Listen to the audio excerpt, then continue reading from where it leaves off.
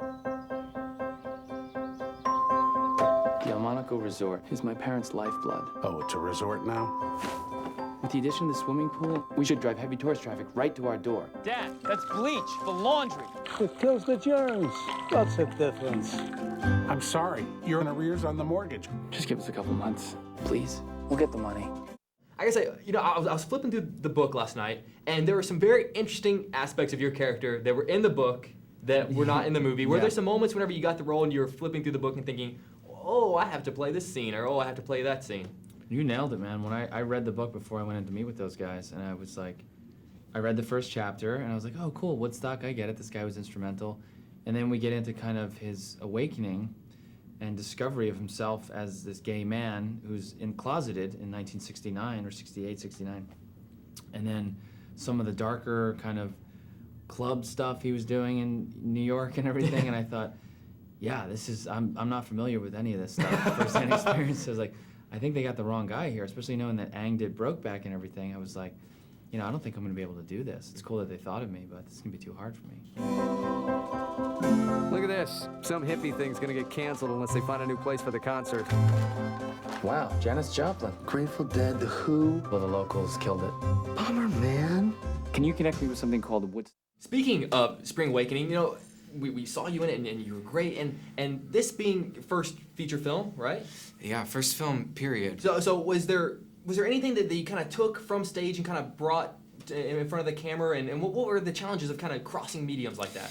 I feel really lucky because I spent like the past 4 or 5 years on the stage, and you rehearse a lot, you do obviously a lot of performances, 8 shows a week, and so I really feel like I developed this muscle as an actor. Like I figured out who I was as an actor, what I can do, where my talents lie, all of that stuff. You sort of, figured it all out, and because in film you get no rehearsal, you just sort of have to do it.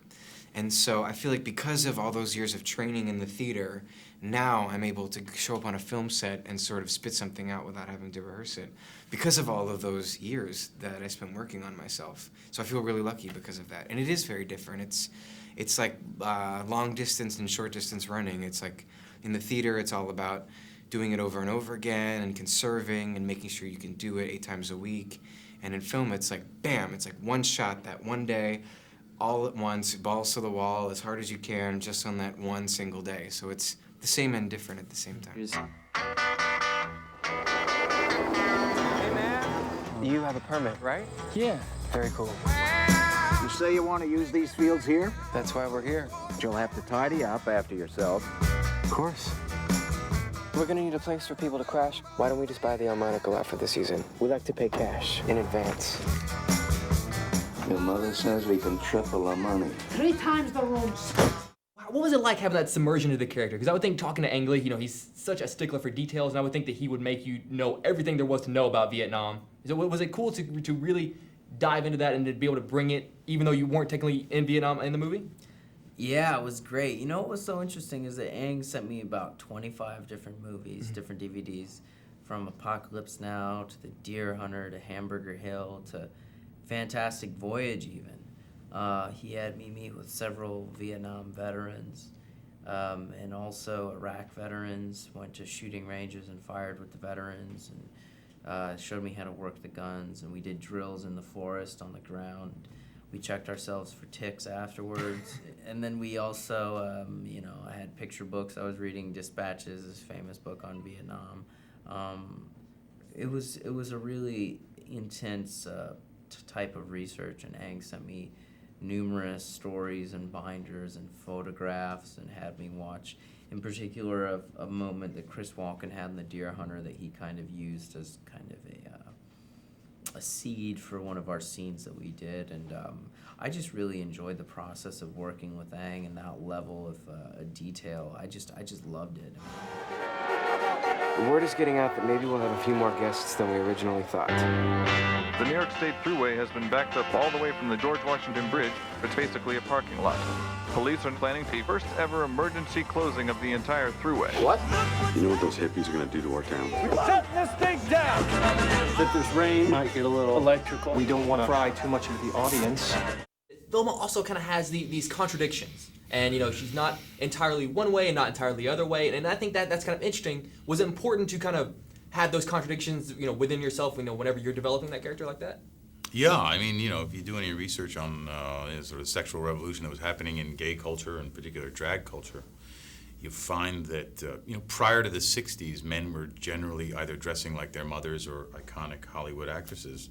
And in the 60s, there was a movement towards embracing the masculine elements of character as well as the feminine elements of character. And I thought that was an important thing to try to convey through the character.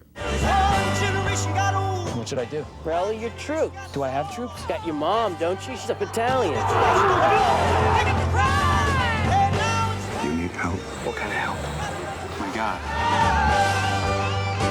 It's starting. Go see this thing. See what the center of the universe looks like. It's beautiful. It's fate.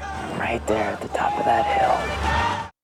You know, like I say, I was watching this movie last night, and it kind of reminded me, in a sense, of like a companion piece to The Ice Storm, in a sense. And I don't know if that was something that you guys were thinking about. Whenever, because this was kind of like maybe the last moments of innocence and everything. Whenever you're making this movie, do you think back to the past films? Was The Ice Storm something that really kind of was brought to mind? But pretty precisely. When I did The Ice Storm, I was thinking I was doing The Hangover of Woodstock. There's a whole thing in Woodstock is in my head. Mm-hmm. And when Elliot pitched me the story about location, it only take 1 minute. It just clicked. Mm-hmm. Absolutely. Yeah. Now, when you say Woodstock, it's such a loaded word because there's so many social and political aspects of what go into that.